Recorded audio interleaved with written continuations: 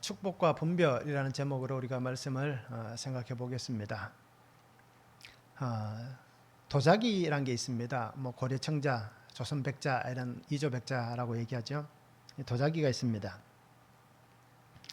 보통 도자기를 구울 때 뭐 초벌하고 두벌하고 이렇게 재벌하고 합니다. 그래서 초벌 온도를 보면 뭐 보통 한 700도 이상에서 900도, 그리고 재벌은 한 1100도에서 한 1400도 정도 이렇게 됩니다. 그런데 도자기는 뭐 자기하고 도기가 이렇게 합쳐진 말입니다. 그래서 800도에서 1000도 사이에 굽는 것을 도기라고 하고, 그리고 1100도에서 1400도 사이에 굽는 것을 자기라고 합니다. 그래서 초벌을 하든 재벌을 하든 이렇게 온도에 맞게 구워서 도기와 자기로 구분을 합니다. 그래서 일반적으로 통칭해서 우리가 도자기 이렇게 많이들 표현을 합니다. 그래서 아마 이렇게 잘 구운 도자기가 집에 웬만하신 분들 하나씩 다 있을 거예요. 그렇잖아요. 뭐 고려청자, 이조백자 이런 것은 없다 하더라도 이렇게 작은 왜 물컵 같은 거라든지, 그죠? 이런 것들이 아마 자기들이 하나씩 다 있을 겁니다. 그런데 이 도자기를 만드는 과정을 우리가 보시면 굉장히 오랜 시간 동안 공을 들입니다. 산에 가서 좋은 흙을 구해오고, 그리고 그 흙을 또 이렇게 잘 어떻습니까? 숙련을 시킨다 그래야 됩니까? 잘 이렇게 만듭니다. 그리고는 자기가 이렇게 원하는 모양대로 항아리를 만들든지 그릇을 만들든지 이렇게 만들어냅니다. 그리고는 그것을 만들고 나서 또 불을 뗍니다. 그리고는 그 불을 떼서 며칠 동안 그 온도가 유지되도록 하고 오랜 시간 동안 엄청난 공을 들입니다. 자, 그런데 자기를 만들고 나서 보면 우리 눈에는 괜찮아 보이는 것들이 참 많아요. 그죠? 눈이 전문가가 아니라서 그냥 보면 야 정말 좋다라고 해서 괜찮다라고 여기는데, 전문가는 보면 어떻습니까? 그것을 그죠? 끄집어내자마자 보고는 망치로 깨버립니다. 그래서 어떤 때는 보면 그 수십 개를 구워가지고 하나도 건지지 않고 다 깨트려 버리기도 합니다. 그러면 옆에서 보는 사람들 어때요? 아까워서, 그죠? 시간과 공을 들이고 굉장한 그런 시간들을 투자했는데 그렇게 깨는 것을 보면 그냥 놔주지, 아마 그런 마음들이 많을 겁니다. 그래서 유약 바르고 재벌 안 해도 되고, 그죠? 그냥 놔주지 하는 마음들이 다 있을 거예요. 근데 우리가 이 찻잔이라든지 작은 요즘은 보이차를 많이 드시잖아요. 그래서 보이차 찻잔을 보면 우리나라에서 유명하신 그 차 명인들, 그죠? 도자기 굽는 명인들을 보면 그 작은 찻잔들이 수십만 원씩 또는 몇백만 원씩, 좋은 거는 뭐 몇천만 원씩 이렇게 하더라고요. 근데 그런 것을 생각해 보면 그냥 구워 나올 때에 그냥 놔주면, 물만 안 쓰면 나는 어떻습니까? 그렇죠? 부어 놨는데 물만 안 쓰면 아마 잘 쓸 수 있을 것 같은데 그분들은 다 깨트려 버립니다.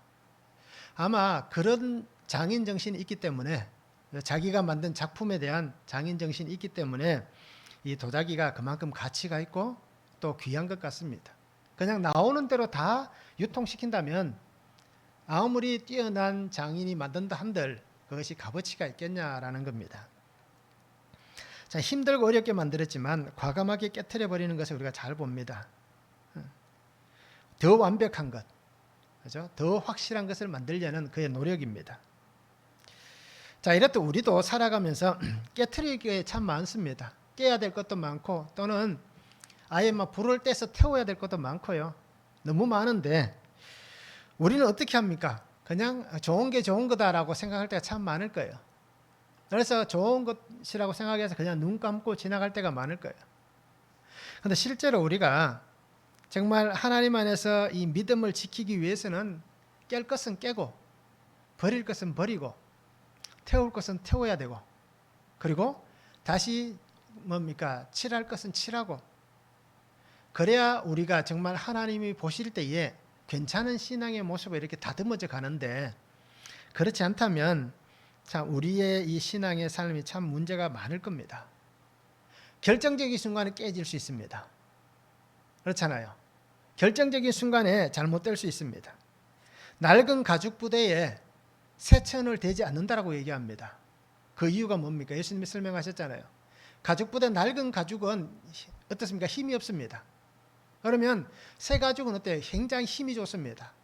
그래서 그 낡은 가죽보다 새 가죽을 붙여놓으면 그 힘센 가죽이 잡아 당기기 때문에 수축했다 늘어났다 줄어들었다 하면서 당기는 그 힘에 의해서 낡은 가죽이 찢어지는 겁니다. 그냥 둘 때는 아무렇지 않다가 그 속에 중요한 물품을 담을 때에, 음식을 담을 때에 또는 물을 담을 때에 그것을 견디지 못하고 찢어져 버리면 결정적인 순간에 낭패가 일어나는 겁니다.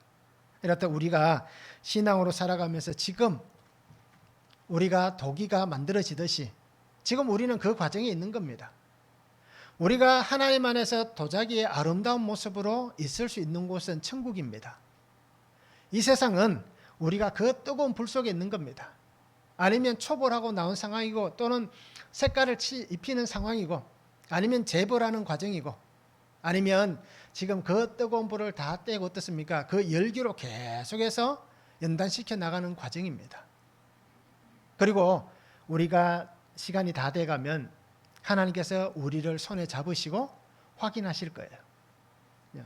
그래서 아름다운 천국에 정말 아름답고 화려한 모습으로 있는 도자기가 돼야 되는데 그때에 하나님의 나라에 데려갈 수 없는 상황에 대해서 앞에서 깨어져 버린다면 하나님께서 잡은 손으로 야 너는 실패작이다 하고 깨어버리면 우리의 인생은 거기서 끝이 나는 겁니다. 되돌릴 수가 없는 겁니다. 그리고 오늘 우리가 지금 우리가 그 불 속에 있다든지 그죠? 그 과정 가운데 있는 시간 이때에 하나님 앞에서 깨질 것이 있다면 깨져버리고 그죠? 바르게 할 것이 있다면 바르게 하고 그렇게 해서 나중에 우리가 정말 큰 고려자기 같이 이조백자 같이 큰 화려한 모습은 아니다 하더라도 그냥 작은 종지 컵같이 작은 종지 같은 그 모습이라 하더라도 하나님의 나라에 들어갈 수 있는 잘 구워진 도자기가 되는 것이 오늘 우리에게 더 소중한 삶이다라는 것을 우리가 잊지 않았으면 좋겠습니다. 그래서 지금 아직 기회가 있을 때에 우리 성도님들이 바르게 할 수 있기를 원합니다. 깨트릴 수 있기를 원합니다. 시간이 다 되면 하고 싶어도 하지 못할 때가 옵니다. 그러니까 우리가 이 말씀을 잘 기억할 수 있기를 원합니다. 오늘 말씀을 한번 보시기 바랍니다. 요셉이 두 아들을 데리고 아버지에게 나아갑니다. 그래서 아버지가 축복하기를 원합니다. 그래서 이스라엘은 에브라임과 므낫세에게 어떻게 보면 팔을 어긋맞추어서 축복을 합니다. 그런데 요셉은 어떻게 합니까? 그것에 대해서 굉장한 불평을 드러냅니다. 그리고는 하나님께서 그들에게 축복하시는 모습을 통해서 요셉이 어떻게 합니까? 아버지에게 장자의 복을 받는 것이 오늘 성경의 말씀입니다. 자, 축복과 분별이라는 제목으로 말씀을 보는데 첫 번째 보면 입양하는 이스라엘입니다. 8절에서 11절의 말씀입니다. 이스라엘이 요셉의 아들들을 보고 이르되 이들은 누구냐? 요셉이 그의 아버지에게 이르되 이는 하나님이 여기서 내게 주신 아들들이니이다. 아버지가 이르되 그들을 데리고 내 앞으로 나아오라. 내가 그들에게 축복하리라. 이스라엘의 눈이 나이로 말미암아 어두워서 보지 못하더라. 요셉이 두 아들을 이끌어 아버지 앞으로 나아가니 이스라엘이 그들에게 입맞추고 그들을 안고 요셉에게 이르되 내가 내 얼굴을 보리라고는 생각하지 못하였더니 하나님이 내게 내 자손까지도 보게 하셨도다 말씀합니다. 요셉은 특별히 48장 1절부터 보셔도 될 것 같습니다. 요셉은 아버지에게 두 아들을 데리고 옵니다. 그래서 이 두 아들에 대해서 축복하기를 원합니다. 그런데 오늘 성경 48장 5절에 보면 오늘 제목같이 입양을 하는 겁니다. 이스라엘이. 어떻게 입양을 하느냐? 5절에 이렇게 얘기합니다. 내가 애굽으로 와서 내게 이르기 전에 애굽에서 내가 낳은 두 아들 에브라임과 므낫세는 내 것이라. 로벤과 시몬처럼 내 것이 될 것이라. 그리고 이 에브라임과 므낫세 다음에 나는 자녀들은 너의 아들 딸이 될 것이다 라고 그렇게 얘기를 합니다. 야곱은 이렇게 얘기합니다. 내 것이다 라고 표현을 합니다. 그러면서 그들은 로벤같이 시몬같이 될 것이다. 그래서 내 것이라는 얘기는 이제 이들을 내가 아들로 삼겠다. 이들을 내가 양자로 삼겠다. 내가 주는 상속을 이들이 받게 될 것이다 라고 그렇게 얘기를 하면서 그들을 손자가 아니라 자신의 아들과 똑같은 지위에 올려놓는, 그래서 에브라임과 므낫세는 이 이스라엘 야곱의 아들이 되는 그것을 지금 공식적으로 그렇게 행하고 있는 것입니다. 그래서 오늘 말씀해 보면 이 상속을 이어나가는 데 있어서 한 가지 중요한 것이 있습니다. 그게 뭐냐면 법적 절차입니다. 그냥 내가 좋아서 그냥 그렇게 너 내 아들 이렇게 얘기하는 게 아니라 공식적인 절차를 따라서 지금 이스라엘이 요셉에게 얘기를 하고 있고 또 그렇게 실행하고 있는 것입니다. 그래서 물어봅니다. 분명히 자기의 손자 므낫세 에브라임인지 알고 있습니다. 그런데 요셉에게 물어봅니다. 이들은 누구냐라고 물어봅니다. 사람들 앞에서 이 두 사람이 누군지에 대해서 분명하게 묻습니다. 그러고 나서 그 법적 절차를 따라서 이 요셉에게 이 둘은 내 아들이다 라는 것을 분명히 얘기를 하고 있는 것입니다. 그래서 요셉에게 줄 축복에 대해서 얘기하는 겁니다. 실제로 어떻습니까? 이 장자의 복은 누가 받아야 됩니까? 로벤이 받아야 되잖아요. 그런데 이 야곱은 예전부터 우리가 성경을 통해서 보았듯이 이미 야곱에게 있어서 장자는 누구였습니까? 요셉이었습니다. 어린 때부터 그냥 요셉이 그의 장자입니다. 왜 그랬을까요? 편애라고 말씀을 드렸잖아요. 내가 사랑하는 여인에게서 난 아들. 그죠? 레아라든지 비라든지 실바라든지 이 나머지 세 명의 여인은 어떻게 보면 자기의 사랑으로 결혼한 게 아니라 어쩔 수 없는 환경에서 내가 그들을 아내로 맞았다라는 겁니다. 그리고 특별히 레아 같은 경우는 어떻습니까? 외삼촌 라반에게 속아서 결혼했다는 겁니다. 그러니까 그에게서 난 수많은 사람들은 장자의 복을 못 받습니다. 거기에다 더해서 로벤은 어떻게 됐습니까?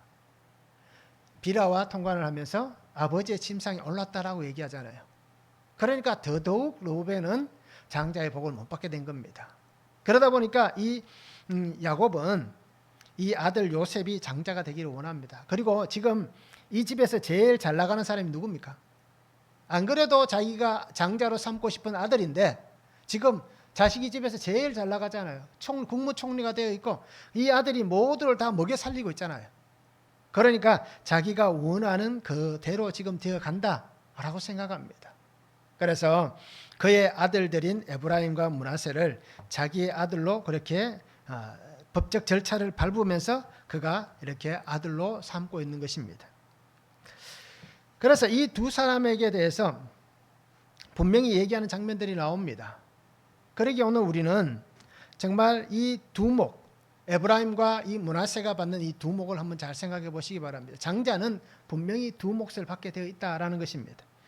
역대상 5장 1절에 보면 로벤이 왜 못 받는지에 대해서도 다시 한번 얘기하는 장면이 나옵니다. 이스라엘의 장자 로벤의 아들들은 이러하니라 라고 얘기합니다. 그러니까 성경에 나와 있는 어떤 문서적으로는 장자가 로벤이 맞습니다. 그런데 실제 그 장자의 축복은 로벤이 받지 못한 겁니다. 그러면서 그 갈로 안에 이렇게 설명합니다. 로벤은 장자라도 그의 아버지의 침상을 더럽혔으므로 장자의 명분이 이스라엘의 아들 요셉의 자손에게로 돌아가서 족보의 장자의 명분대로 기록되지 못하였느니라 라고 이렇게 얘기하고 있는 것입니다. 야곱은 자신이 살아온 시간들을 분명히 돌아봤을 거예요. 130세에 애굽에 내려왔고 지금 나이가 147세가 되었을 때입니다. 그러니까 17년 동안 이 애굽에 살면서 자기의 시간들을 아마 묵묵히 돌아봤을 겁니다. 그래서 오늘 성경에도 그래 등장합니다. 내가 너를 잃은 줄 알았다. 잃었던 너를 내가 다시 볼 것이라고는 생각도 못했다라고 얘기합니다. 자식을 우상으로 삼았고 그리고 내게 있어서 가장 소중하고 아끼고 이것만은 절대 내가 빼앗기지 않겠다, 잃어버리지 않겠다라고 여겼던 그 요셉을 잃어버렸습니다.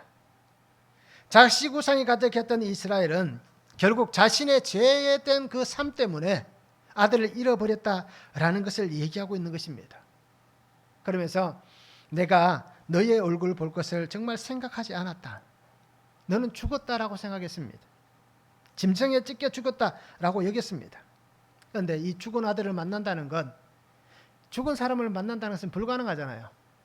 그런데 이 불가능하다고 얘기했던 것이 바로 하나님께서 주신 은혜다라는 것입니다. 야곱은 분명히 그가 이 요셉을 만나기 전에 자기의 편애로 일어났던 그 죄들, 그죠? 자기가 살아왔던 삶의 그 악함들을 자식들 앞에 분명하게 고백했습니다. 내 죄가 뭔지, 그렇죠? 내 허물이 뭔지 다 고백했습니다. 그리고 결정적으로 한마디 했지 않습니까? 내가 이르면 이르리로다. 이 고백을 통해서 자식우상을 내려놓았습니다. 그러니까 하나님께서 어떻게 합니까? 내려놓고 나니까 오늘 말씀같이 황폐하였던 땅에 씨앗을 준 것 같이 그 자식우상을 내려놓고 나니까 하나님은 이런 줄 알았던 이 아들도 만나게 주신 것입니다. 이렇게 하나님께서 너와 너의 자녀들까지 볼 수 있는 이 은혜 주실 줄 나는 생각도 못했다라고 고백하고 있습니다. 그러기에 오늘 그들을 하나님의 그 백성 안으로 세워가는 겁니다. 잃었던 아이에게서 얻어진 아이들, 그 아들들이 세상의 자녀가 아니라 하나님께서 내가 살아가는 삶의 환경이 아닌 다른 환경에서 그들을 택하셨지만, 그러나 그들이 다른 환경에서 태어났다고 해서 다른 사람이 아니라 하나님의 자리 가운데 세워가시는, 하나님의 자녀됨의 그 축복 가운데 세워가시는 하나님의 자녀들이 되었다라는 것입니다. 결국 이것을 로마서에서 해석을 보면 어떻습니까? 참감람나무가 되게 하시는, 돌감람나무에서 자라난 인생들을 접붙임을 통하여서 참감람나무가 되게 하시는 하나님의 은혜가 오늘 바로 이 자리에서 똑같이 선포되고 있는 것입니다. 그러기에 하나님은 이스라엘을 통하여서 이렇게 법적 절차를 통해서 하나님의 사람들을 택하시고 세워가는 것을 보여주고 있습니다. 말씀을 한번 적용해 보시기 바랍니다. 자녀가 나의 것이 아니라는 것을 인정할 수 있습니까? 이 자식들이 내 자식이 아니다 라는 것을 인정할 수 있습니까? 만약에 내가 그것을 인정한다면 그 자녀들을 하나님께 어떻게 드리겠습니까? 어떻게 아이들을 하나님 앞에 드리겠습니까? 한번 적용해 보시기 바랍니다. 우리 속에 이 야곱같이 마음이 똑같이 있을 거예요. 내 자녀, 내 자식, 그죠? 자녀가 하나든 하나면 그렇지 않겠지만 둘, 셋, 넷 되면 어떻습니까? 다 다를 거예요. 마음이 다를 것이고 생각이 다를 것이고 또 더 사랑하는 아이가 분명히 있고 나는 편애하지 않는다라고 여기지만 분명히 편애하는 마음이 있을 겁니다. 그러면서 다른 것은 다 이뤄도 내가 이 자식만은 절대 이룰 수 없다라는 특별히 마음이 가는 아이가 있을 겁니다. 그것도 어떻습니까? 결국 우상입니다. 그러기에 우리는 하나님께서 그들을 책임져 가신다는 것을 우리가 어떻게 인정할 수 있는지, 그리고 어떻게 드릴 것인지를 한번 적용해 보시기 바랍니다. 그리고 그 자녀들뿐 아니라 오늘 야곱의 고백같이 내가 내려놓아야 될 우상은 무엇이 있습니까? 내 속에 품고 있는 우상들, 여전히 나의 마음에 자리 잡고 있는 것들, 그죠? 그 우상이 무엇이 있는지를 보시고 내가 어떻게 내려놓아야 할지를 한번 생각해 볼 수 있기를 원합니다. 두 번째는 축복하는 이스라엘입니다. 12절에서 16절에 말씀합니다.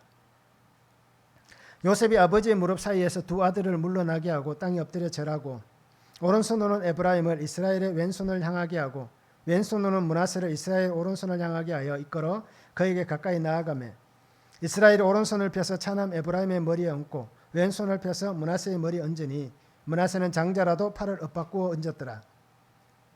그가 요셉을 위하여 축복하여 이르되 내 조부 아브라함과 아버지 이삭이 섬기던 하나님, 나의 출생으로부터 지금까지 나를 기르신 하나님, 나를 모든 환난에서 건지신 여호와의 사자께서 이 아이들에게 복을 주시오며 이들로 내 이름과 내 조상 아브라함과 이삭의 이름으로 칭하게 하시오며 이들이 세상에서 번식되게 하시기를 원하나이다 말씀하고 있습니다.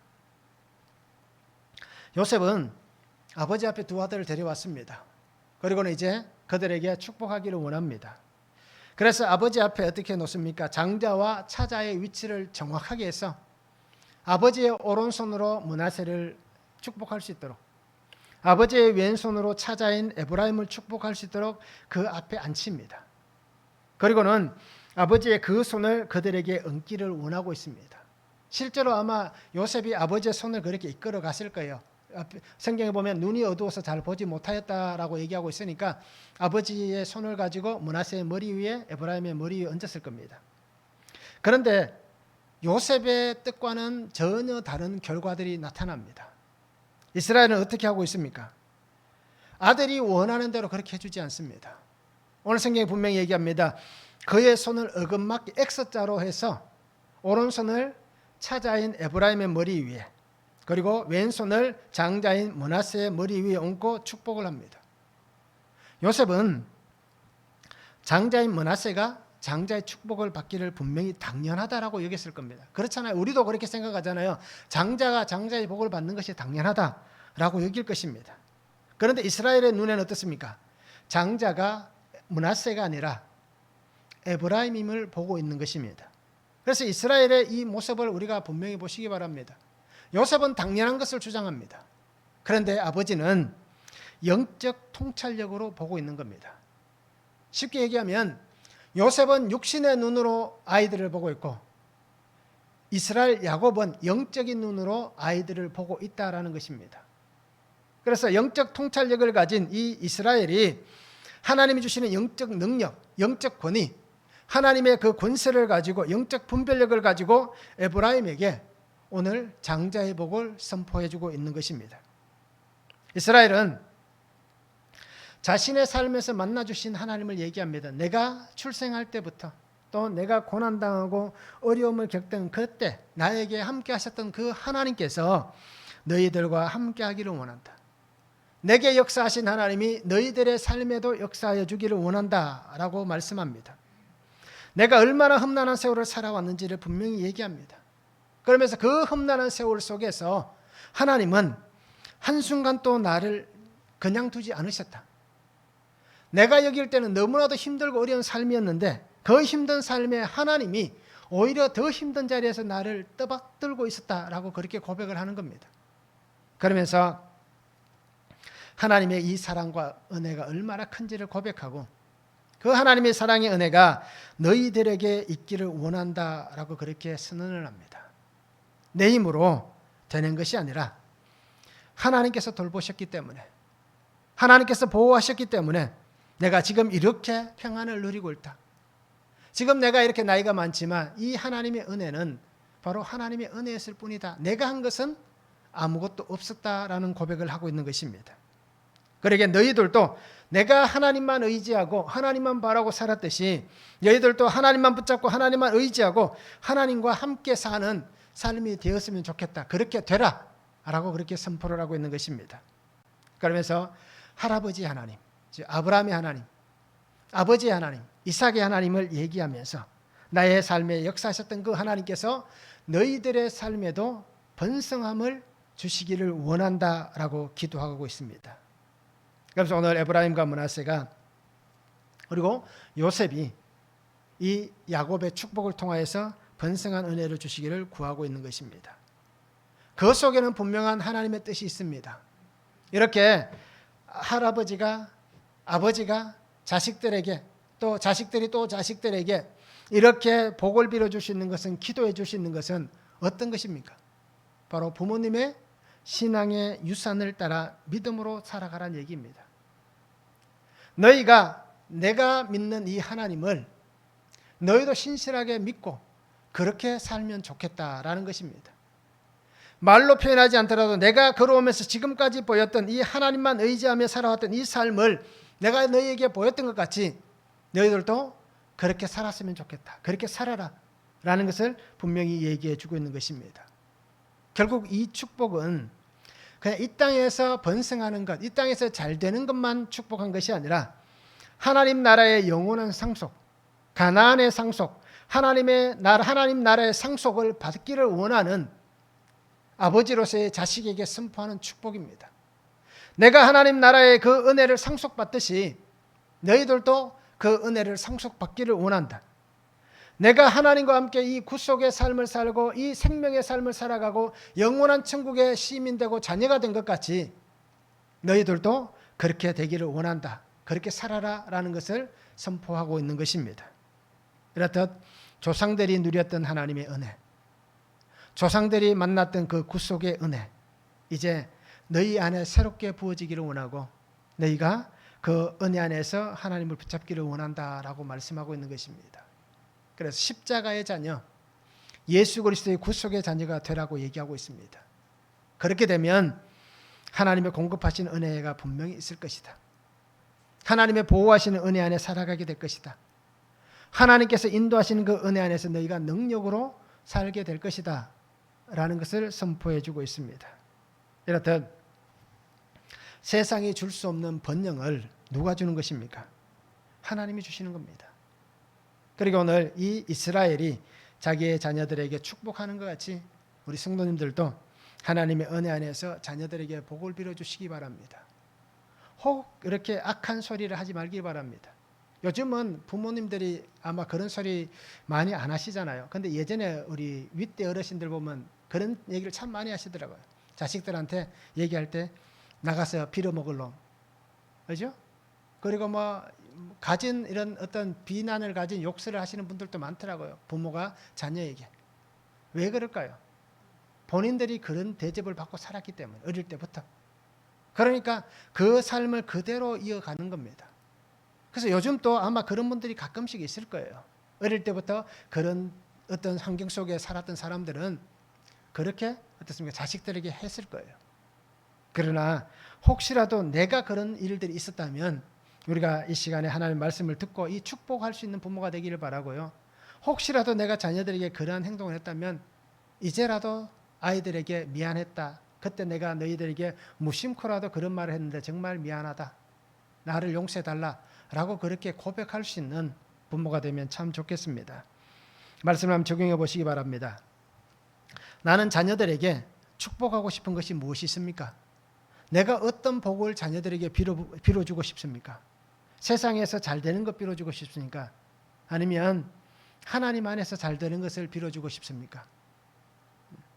세상에서 풍성함을 누리기를 빌어주고 싶습니까? 아니면 부족하더라도 하나님의 풍성함을 빌어주고 싶습니까?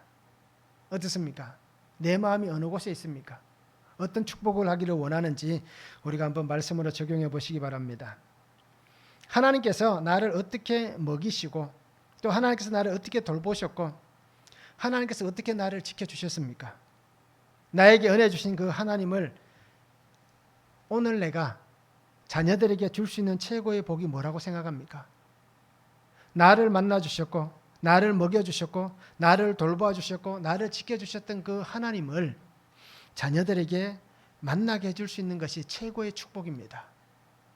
그러기에 우리 성도님들이 이 축복을 해주기 위해서 이제까지 그렇게 못했다면 그죠? 지금부터 내가 어떻게 해야 우리 자녀들에게 내가 이 땅 살아가면서 내가 하나님 부르시는 그날에 정말 하나님 앞에 가면서 하나님 그래도 내가 잘한 것 한 가지 있잖아요. 자식들에게 그죠? 다른 데 복음을 못 전했다 하더라도 자식들에게 그래도 하나님 내가 축복해 준 것, 하나님을 믿게 해준 것 그거 한 가지는 그래도 했잖아요 라고 얘기할 수 있는 그러한 삶이 저도 되고 우리 성도님들도 되면 참 좋겠습니다. 그래서 한번 적용해 보시기 바랍니다. 내가 어떤 축복을 빌어줄 것인가 한번 적용하기를 원합니다. 세 번째는 이스라엘의 분별입니다. 17절에서 22절입니다.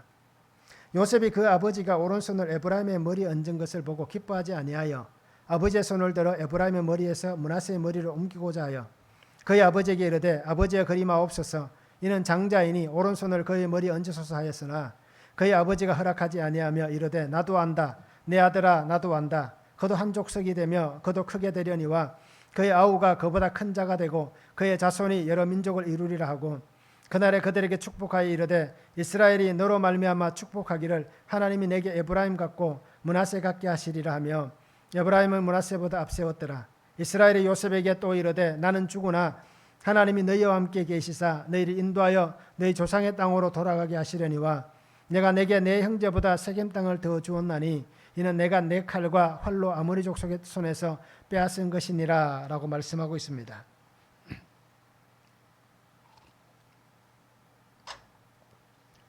요셉은 아버지가 팔을 어긋맞추어서 축복하는 것 때문에 굉장히 마음에 불편함이 생겼습니다. 아버지가 하는 행동이 딱 마음에 안 드는 겁니다. 오늘 성경에 보니까 기뻐하지 아니하여라고 얘기합니다. 이 단어가 라라는 단어를 씁니다. 우리 계속 요 최근에 들어와서 나왔던 단어 중에 오늘 아침에도 라하라는 단어가 나왔잖아요. 이 라 같은 어근들을 다 가지고 있습니다. 그러니까 기뻐하지 아니하였다. 나쁜 생각, 악한 생각 또는 어떻게 상하게 하는 것, 불쾌하다, 깨트린다라는 뜻이 있다라고 말씀을 드렸습니다. 그러니까 내 눈에 딱 싫은 겁니다. 우리도 그런 일이 많잖아요. 다 좋다가도 내 눈에 싫으면, 내 마음에 안 들면 어떻게 됩니까? 다시는 안 보려고 그럴 겁니다. 철천지 원수가 될 겁니다. 그러기에 우리가 내가 보는 것은 한계가 있습니다. 그러기에 우리가 믿음으로 살아가는 성도는 내 눈에 기분이 나쁘고 마음에 안 들더라도, 그죠?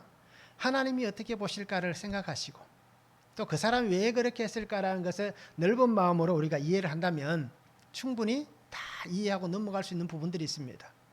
그러기에 우리가 어떻습니까? 마음을 좀 더 여유롭게 너그럽게 그렇게 품고 사는 삶이 되면 좋겠습니다.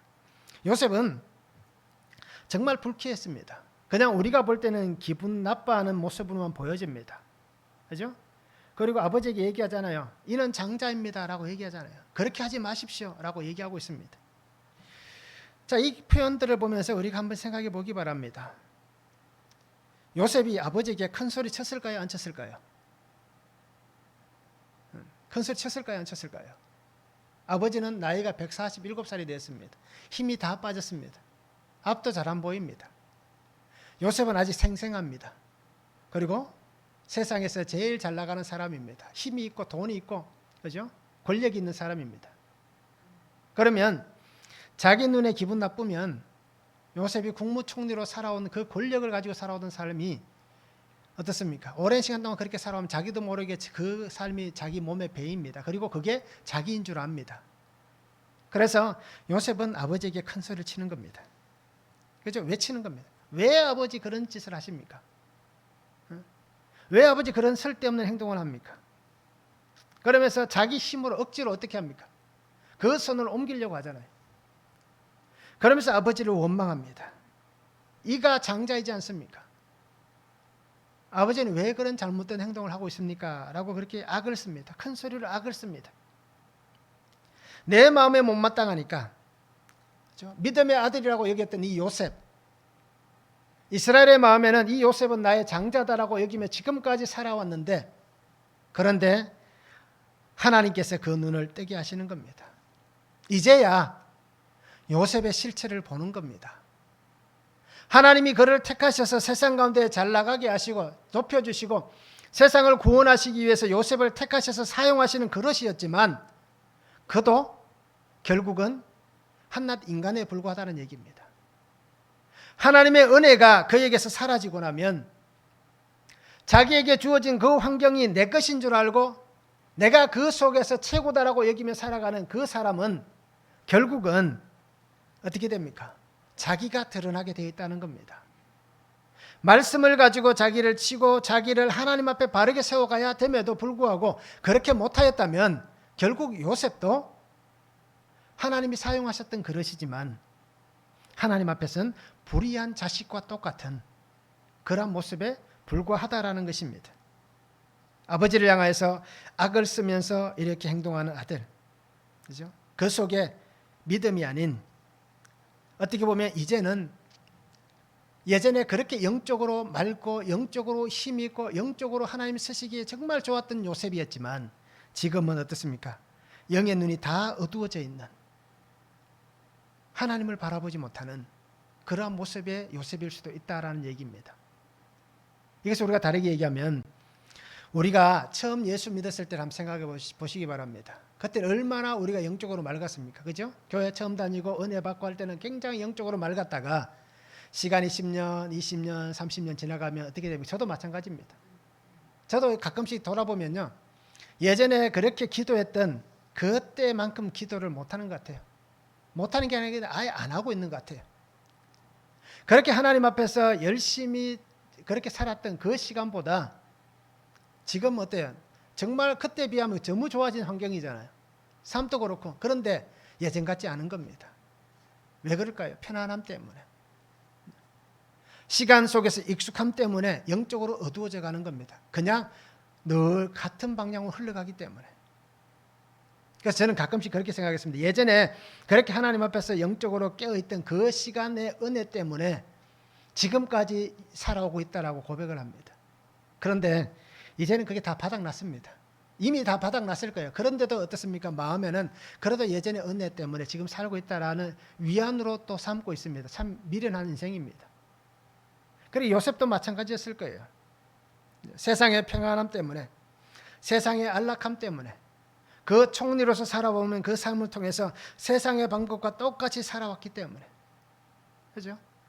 그렇게 이도 어두워진 인생이 된 것입니다. 그래서 똑같이 얘기합니다. 세상 사람들과 똑같이 장자로 태어났으니까 장자의 복을 받는 것이 당연한 것 아닙니까? 여전히 세상의 방법을 고집하는 요셉입니다. 장자의 명분을 잃었던 에서와 똑같은 모습을 요셉이 보여줍니다. 조금의 차이는 있지만 에서는 어떻게 했습니까? 내가 이 동생을 죽이겠다라고 얘기했죠. 그런데 요셉은 그렇게까지는 하지 않았습니다. 그런데 어떻습니까? 그 마음은 똑같은 겁니다. 행동할 때에 더 악하고 덜 악하고의 차이일 뿐이지 그 속에 품고 있는 마음은 똑같은 겁니다. 아버지를 향해서 큰 소리 치면서 그렇게 외치는 것, 그것은 어떻게 보면 하나님을 향하여서 자기의 그 자존심을 드러내며 고함치는 것과 똑같은 거기 때문입니다. 그런데 오늘 성경에 자세히 보시기 바랍니다. 아버지 요셉은 이 난리를 치는데도 정작 아들 므낫세는 어떤 반응도 하지 않습니다. 참 신기하지 않습니까? 아버지가 그렇게 난리치는데 자식은 아무렇지도 않게 있습니다. 오히려 므낫세가 더 하나님 앞에 순종하는 것 같습니다. 하나님께서 내게 장자로 태어나게 하셨지만 장자의 복을 주시지 않는 것, 이것은 하나님의 은혜이고 하나님 뜻이라는 것을 분명히 이 므낫세가 알았기 때문에 그렇게 어떤 표현도 하지 않는 겁니다. 그러기엔 하나님 앞에서 우리가 하나님 뜻을 잘 분별하는 것, 이것이 중요합니다. 오늘 이스라엘은 요셉의 이 악한 소리에 흔들리지 않고 그리고 자신에게 보여주신 그 하나님의 은혜를 따라서 행동합니다. 그러면서 영적인 분별력을 분명히 갖습니다. 아들은 사회적 관습을 가지고 얘기하지만 아버지는 사회적 관습을 뛰어넘는 하나님의 주권 안에 순종하고 있습니다. 그러니까 지금 상황을 딱 놓고 보면 요셉은 육신에 빠진 사람이고 이스라엘 야곱은 영에 빠진 사람입니다. 오히려 그 아들 므낫세보다 지금 요셉이 더 못한 신앙의 모습을 보여주고 있는 것입니다. 그리고 우리는 이렇게 영적인 분별을 잘해야 됩니다. 결국 요셉은 그 한계를 다 드러냅니다. 자기의 민낯을 그대로 다 보여줍니다. 이것이 하나님에게서 어떻게 보면 오랜 시간 동안 너무 문제없이 살아도 이런 사달이 일어날 수 있습니다. 내가 원하는 대로 다 하나님께서 들어줬고 하나님께서 평안의 길을 인도해 주셨기 때문에 자기가 정말 잘난 줄 알고 내가 노력해서 이렇게 되었다라고 여겼기 때문에 이런 모습이 드러나는 것입니다. 그래서 오늘 우리는 영적 분별력을 잘 가져야 됩니다. 이사야서 55장 8절에서 9절에 보면 이는 내 생각이 너희의 생각과 다르며 내 길은 너희의 길과 다름이니라.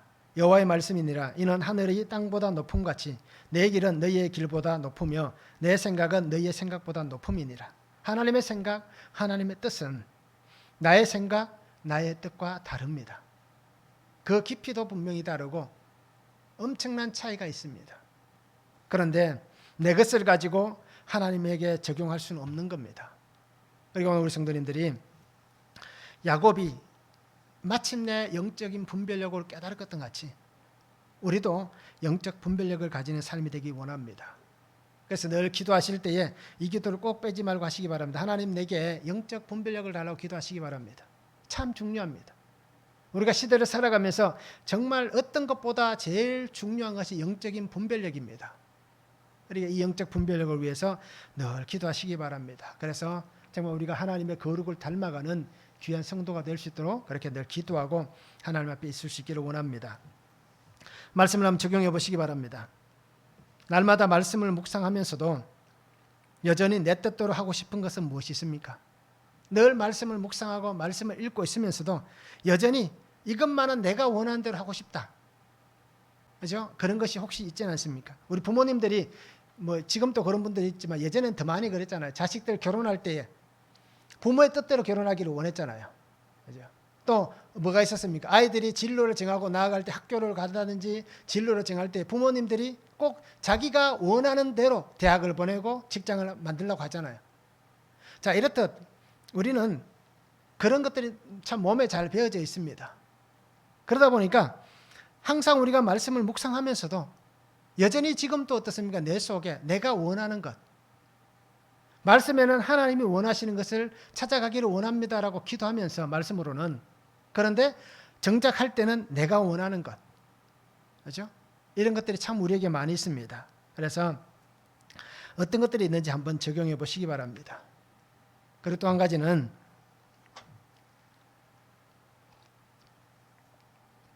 나는 믿음으로 살아가고 있습니까? 성품으로 살아가고 있습니까? 한번 적용해 보시기 바랍니다. 참 중요한 문제입니다. 저도 가만 적용해 보니까요, 믿음이 아니었던 것 같아요. 오랜 시간 동안 저도 돌아보면서 뭐 사역자로서 사역을 하고, 또 이렇게 뭐 자녀가 되고, 또 부모가 되고, 형제가 되고, 친구가 되고, 이렇게 쭉 살아오면서 돌아보니까요, 믿음이 아니었던 것 같아요.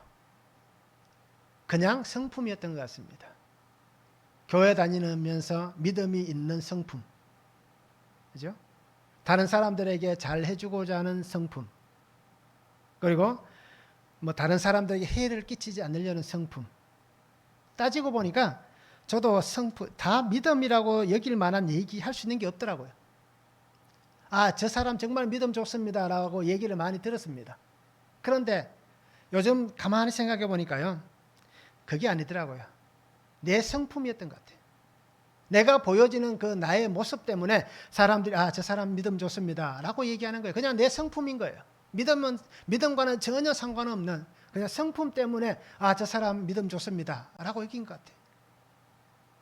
그러니까 우리가 한번 적용해 보시기 바랍니다. 나는 믿음인가? 나는 성품인가? 적용하기를 원합니다. 야곱은 아들 요셉을 사랑하는 마음이 특별했습니다. 그래서 그를 영적으로 분별하지 못했습니다. 어릴 때부터 태어날 라헬이라는 그 실체 때문에, 그죠? 이미 콩깍지가 씌워져 있었기 때문에 147년이라는 시간이 흘러오면서도 전혀 분별하지 못했습니다. 그런데 이제 죽기 얼마 전에 했어요. 결국 하나님께서 그를 깨닫게 해주시고 보게 해주신 겁니다. 실체를. 이제야 그 아들 요셉을 분별하게 되었습니다. 그래서 하나님께서 보여주시는 그 뜻을 분명히 보아야 됩니다. 오늘 우리의 눈에 가려져 있는 것이 무엇인지, 세상의 것이 나를 어떻게 가리고 있는지, 내 성품이 어떻게 하나님 앞에서 나를 가리고 있는지, 이것을 우리가 분명히 볼 수 있어야 됩니다. 그래서 내가 정말 포장하며 살아가고 있지는 않습니까? 잘 포장해서, 그죠? 속에는 음식물이 썩어 있는데 겉모양만 잘 포장해서 좋게 보여지는 그러한 모습으로 내가 지금 있지는 않은지, 또는 여전히 옳고 그름만 판단하고 옳고 그름만 얘기하고 있는 그러한 나의 모습은 아닌지 우리가 한번 삶을 하나님 앞에 분별해 보시기 바랍니다. 그리고 영적 분별력을 가지기 위해서 기도하시기 바랍니다. 하나님은 속지 않습니다. 아버지는 자식에게 147년 동안 속았지만 하나님은 한 번도 속지 않았습니다. 그러게 우리를 속지 않으시는 그 하나님 앞에서 하나님이 나를 보시면서도 분명히 속지 않을 겁니다. 그러게 우리가 믿음의 올바른 길을 걸어가시기 바랍니다. 그리고 믿음으로 자녀들을 축복할 수 있는 부모가 되기를 원합니다. 그리고 믿음의 신실함을 통하여서 영적 능력으로 정말 구속사의 계보를 아름답게 세워갈 수 있는 그러한 축복의 삶을 저도 살고 우리 성도님들도 함께 살았으면 좋겠습니다. 기도하겠습니다. 사랑의 아버지 하나님 감사합니다. 오늘도 주시는 말씀을 바라봅니다. 주님 은혜 안에 살게 하시고 주님 능력 안에 살아가게 하여 주시옵소서. 아버지 하나님, 축복과 영적 분별력을 온전히 갖기를 원합니다. 하나님이 내게 주신 그 권위를 가지고, 부모된 권위를 가지고 아버지 하나님 복을 선포하는 인생이 되게 하시고, 또 하나님께서 내게 주신 그 신앙인의 권위를 가지고 하나님의 말씀으로 영적 분별력을 갖고 온전히 분별하며 살아가는 귀한 성도가 되게 하여 주시옵소서. 하나님은 속지 않으십니다. 그러기에 하나님 앞에 속이는 자가 되지 않게 하여 주시고, 또 하나님 앞에서 너무나 옳고 그름만 나타내고 판단하고 평가하는 인생이 아니라 하나님의 말씀으로 평가하고 판단할 수 있는 하나님의 은혜로 살아가는 인생이 되게 하여 주시옵소서. 그래서 하나님, 내가 살아가면서 주의 말씀을 잘 붙잡고 가게 하시고 그 말씀을 붙잡고 가면서도 여전히 내 속에 품고 있는 이것은 안 됩니다라고 얘기하는 그 악한 것들을 다 깨트리게 하시고 이제는 주님 안에서 주님과 함께 믿음의 선한 길을 신실하게 걸어가는 거룩한 하나님의 자녀가 되게 하여 주시옵소서. 감사를 드리며 예수님의 이름으로 기도하옵나이다. 아멘. 우리 옆에 계신 분과 인사하시기 바랍니다. 사랑합니다. 축복합니다.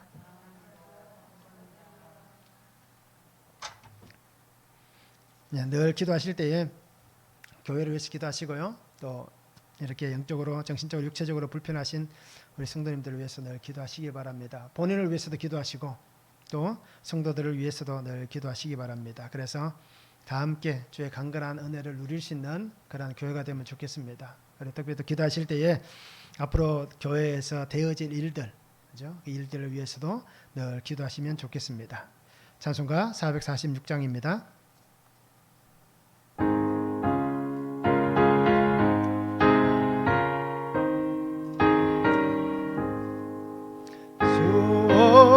성회에는 잠긴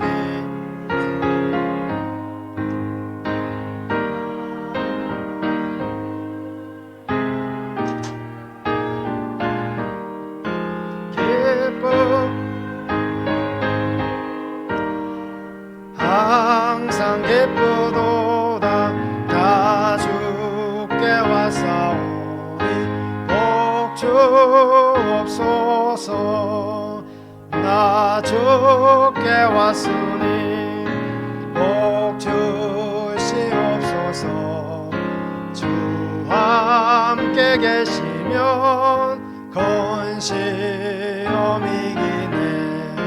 기쁘고 기쁘도다 항상 기쁘